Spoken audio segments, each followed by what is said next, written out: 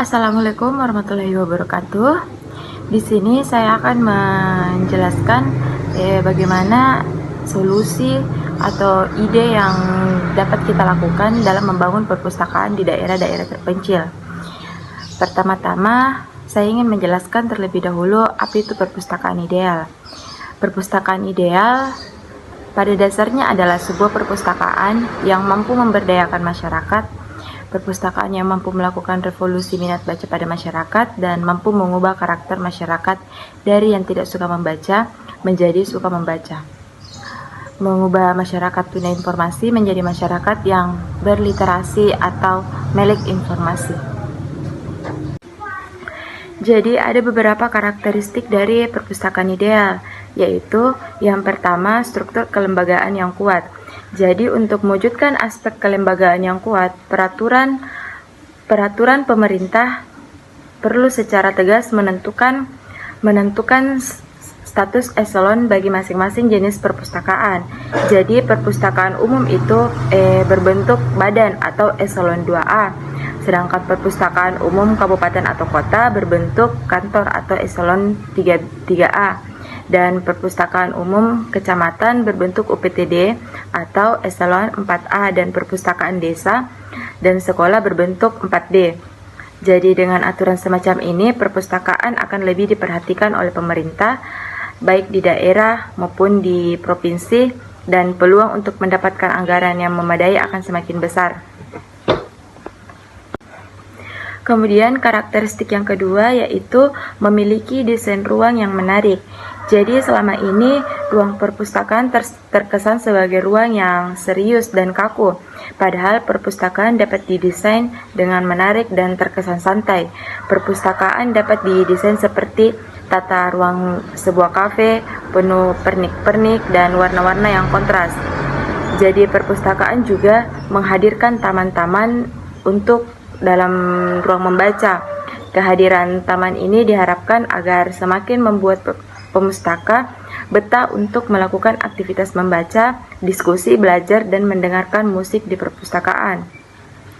Nah, dengan ruangan yang menarik tak harus mahal. Semua jenis perpustakaan dari yang besar, menengah, dan bahkan yang tergolong pas-pasan dapat melakukan ini di perpustakaan-perpustakaan yang lain.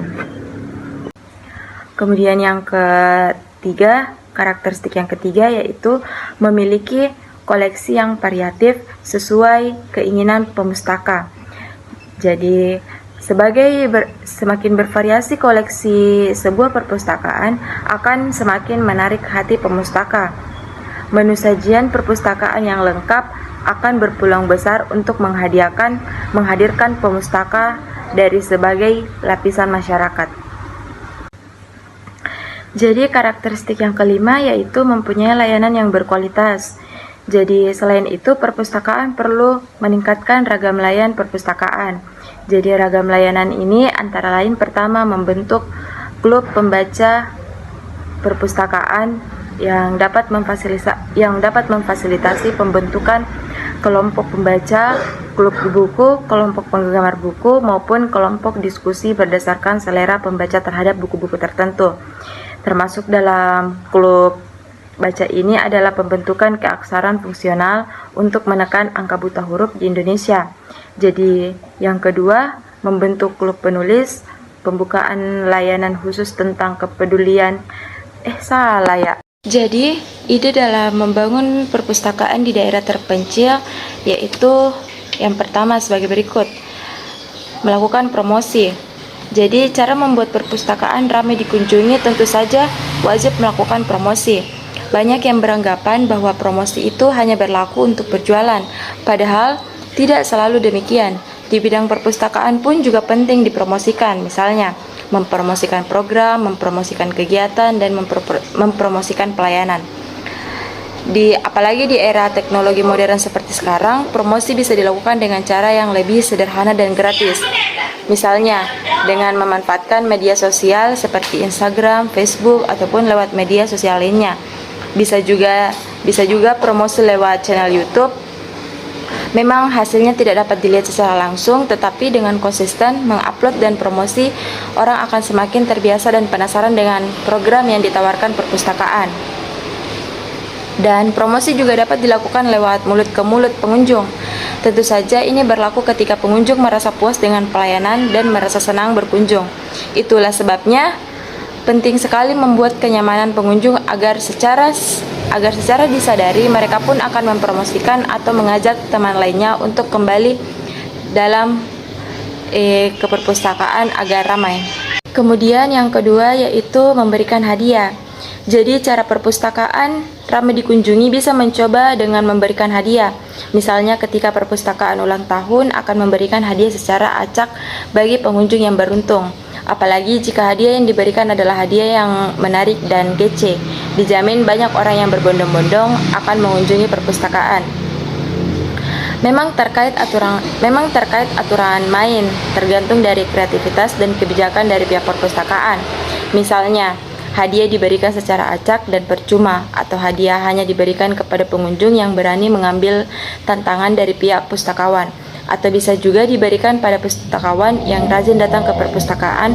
Pasti cara-cara seperti ini akan lebih seru dan tentu saja akan memberikan semangat dan senang bagi para pengunjung. Atau bisa juga memberikan hadiah atau penghargaan bagi para pustakawan yang sering berkunjung, yang sering meminjam buku, atau memberikan hadiah pada pengunjung yang disiplin mengembalikan buku. Kemudian yang ketiga yaitu menawarkan kenyamanan tempat. Cara membuat pustakawan ramai dikunjungi memang tidak melulu soal hadiah, tetapi masalah sarana dan prasarana pun menjamin pertimbangan bagi para pengunjung. Salah satunya dari segi kenyamanan tempat. Semakin nyaman tempat, semakin banyak pengunjung yang betah membaca buku di perpustakaan. Apalagi anak-anak zaman sekarang lebih senang dengan tempat yang instagramable dibanding dengan tempat yang redup dan jelek. Pustakawan juga penting mengenali psikologis pengunjung. Usia pengunjung pun mempengaruhi selera dan minat. Misalnya anak-anak minimal lebih senang ke tempat yang bagus, di mana tidak sekedar ke perpustakaan, tetapi juga bagus untuk foto-foto selfie, kesana kesini sekedar untuk latar belakang mengupload foto di medsos mereka.